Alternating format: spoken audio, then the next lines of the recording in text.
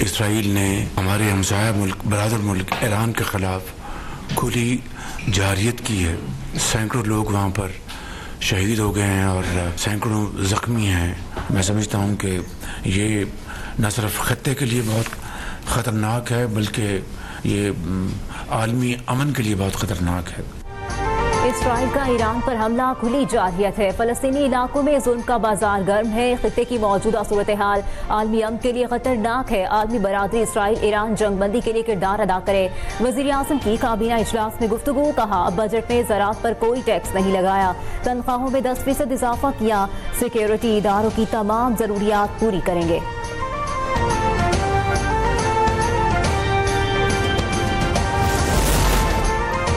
Martial general Asim Munir की अमेरिकी सदर डोनाल्ड ट्रंप से आज मुलाकात होगी। Field marshal Asim Munir America के सरकारी दौरे पर हैं। अमेरिकी सदर डोनाल्ड ट्रंप की जानिब से व्हाइट हाउस में पाकिस्तानी वक्त के मुताबिक रात 10 बजे ज़ोहराना दिया जाएगा।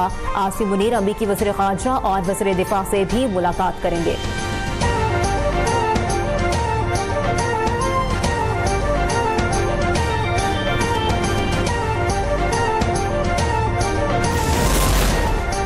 अमेरिका हथियार डालने की धमकियां किसी और को दे, ईरानी डरने वाले नहीं। दुनिया जानती है हम धमकियों का जवाब कैसे देते हैं।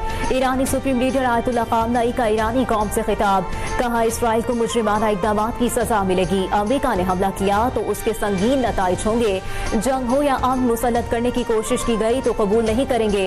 दुश्मन मुस्लिम ममालिक में फूट डालने की कोशिश कर रहा है।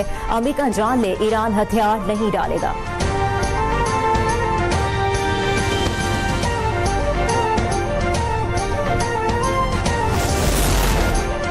अमेरिकी सदर की ईरान को बराह रास्त धमकियां। डोनाल्ड ट्रंप ने कहा ईरान गैर मशरू तौर पर हथियार डाल दे। अमेरिका जानता है कि ईरानी सुप्रीम लीडर कहाँ हैं। आयतुल्लाह ख़ामनई बहुत आसान हदफ हैं। हम अभी ईरानी सुप्रीम लीडर को बाढ़ने नहीं जा रहे। हमारा सब्र खत्म हो रहा है। डोनाल्ड ट्रंप का अमेरिका और इत्तेहादियों की तरफ से ईरान की फ़ज़ाओं का मुकम्मल कंट्रोल हासिल करने का दावा।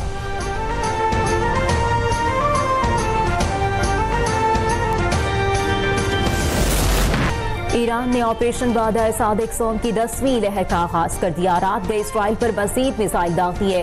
पासदारान इनकलाब के मुताबिक इसराइली एयरबेसेस को निशाना बनाया गया। इसराइल ने भी ईरान के दारुल हुकूमत तेहरान पर हमले किए। मिसाइल बनाने वाली फैक्ट्री और ऑयल रिफाइनरीज को नुकसान पहुंचा।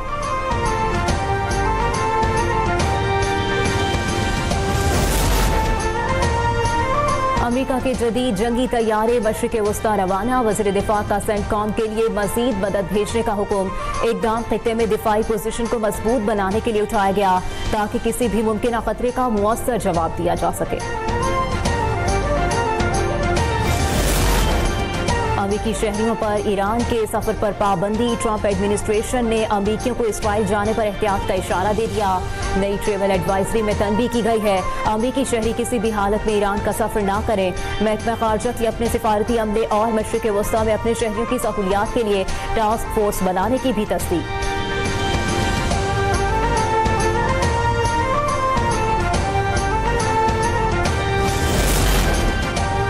मुत्तहिदा अरब अमारात का अक़वाम मुत्तहिदा की सलामती कौंसिल से ईरान और इसराइल के दरमियान जंगबंदी का मुतालबा। मुत्तहिदा अरब अमारात के वज़ीर ख़ारजा शेख अब्दुल्ला बिन ज़ैद अल नहयान का इज़हार तशवीश। कहते हैं सूरत हाल को संगीन नताइज की तरफ बढ़ने से रोकने के लिए सिफारतकारी की ज़रूरत है। कशीदगी सरहदों से बाहर तक फैल सकती है।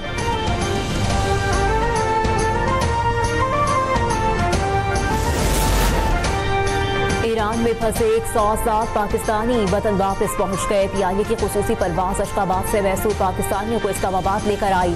पाकिस्तानी शहरी जमीनी रास्ते से ईरान से तुर्कमानिस्तान के शहर अशकाबाद पहुंचे थे।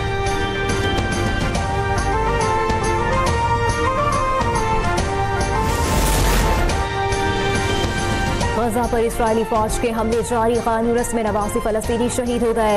इसमें 70 अफराद खुराक की इमदाद के लिए आए थे। गजा में इस्राइल के हमलों में 55,432 फ़लस्तीनी शहीद जबकि 1,28,223 अफराद जख्मी हो गए।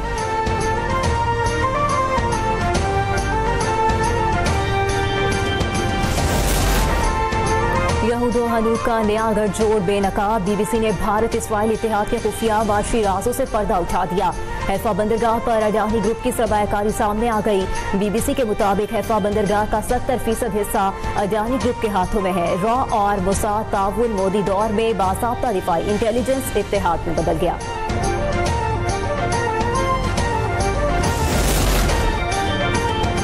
नरेंद्र मोदी का पाकिस्तान से जंग में अमेरिकी सालिसी कबूल करने से इनकार। अमेरिकी सदर और भारतीय वज़ीर-ए-आज़म में टेलीफोनिक राब्ता। भारतीय सेक्रेटरी खारजा विक्रम मिस्री के मुताबिक 35 मिनट जारी रहने वाली गुफ्तगू में ऑपरेशन सिंदूर पर गुफ्तगू हुई। मोदी ने एक बार फिर हठधर्मी का मुजाहरा करते हुए कह दिया, भारत किसी भी तीसरे फरीक की सालिसी कबूल ना करता है और ना करेगा।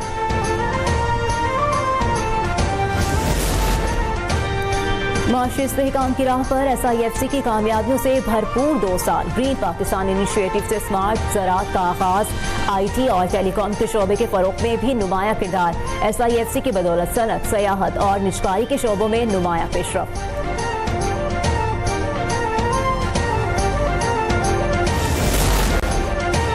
भारत की सिफारती नाकामी पर DY की कड़ी तनकीद। रिपोर्ट में कहा, मोदी की मल्टी अलायंस हिकमत अमली नाकाम हो गई। किसी मुल्क ने भारत का साथ ना दिया। चीन ने ऑपरेशन बुनियानुल मरसूस में पाकिस्तान की खुलकर हिमायत की। सिंतास मुआहदे की खिलाफ वर्जी पर चीन का बराहमपतरा का पानी रोकने का दिया। सलामती कौंसिल में भी भारत की कोशिशें बुरी तरह नाकाम। ट्रंप की मुदाखलत ने भारत की आलमी ताकत बनने की उम्मीदों पर पानी फेर दिया।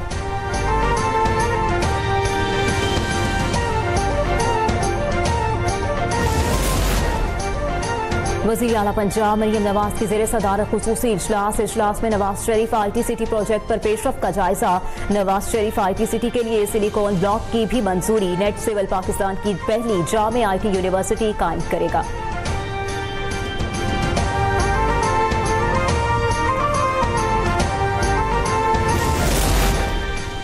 पंजाब के तालीम और सेहत का बजट खैबर पख्तूनख्वा के पूरे बजट के बराबर है। वज़ीर आला मरियम नवाज खुद को आवाम के सामने जवाबदेह समझती हैं।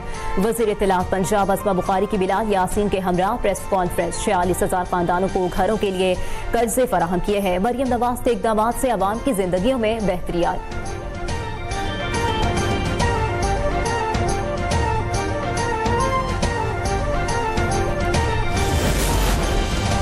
पंजाब असम्बली का इजलास जुमेरात 19 जून की सुबह 11 बजे तलब। इजलास में नए बजट पर उमूमी बहस होगी। बजट इजलास के दौरान अरकान अपनी तजावीज़ और आरा पेश करेंगे। इजलास की सदारत स्पीकर मलिक मोहम्मद अहमद खान करेंगे।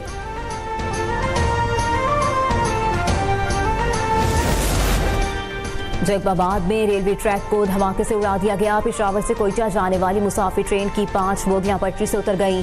बम धमाके में जानी नुकसान नहीं हुआ। वाक़े के बाद पुलिस और रेस्क्यू टीमें मौके पर पहुंच गईं।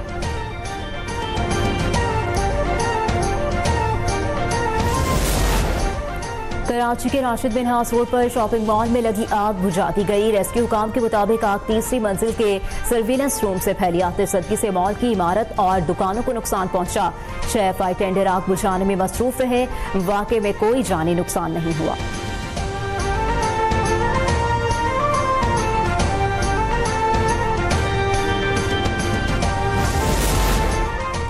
कराची की मजीद 20 आम शाहराहों पर चिंची रिक्शों पर पाबंदी। Malir Cantt, Shah Faisal, II Chandigarh road पर भी चिंची नहीं चलेंगी।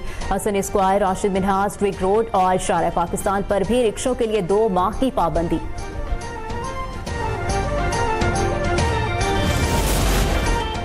अब तक बना अवाम की आवाज। अरकान असम्बली ने सोलर पर आई टैक्स मुस्तरद कर दिया। दूसरी तरफ हुकूमत ने टैक्स 18% से कम करके 10% करने का ऐलान। शहरी कहते हैं कि हुकूमत फौरी तौर पर सोलर पर आई टैक्स खात्मे का ऐलान करे।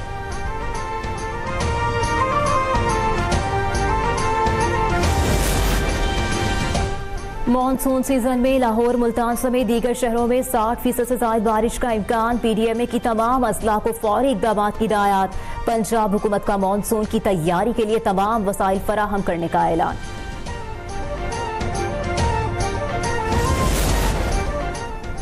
और कौमी क्रिकेटर बाबर आजम का big bash league team Sydney Sixers से मुआहिदा। सिडनी सिक्सर्स के साथ 20 प्राइज से ज्यादा मुआवजे की पेशकश पर बाबर आजम ने मुआहिदा किया।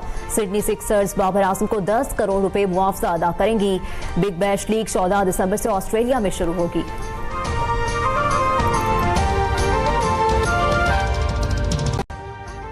अभी सब्सक्राइब करें ताकि कोई खबर रह न जाए।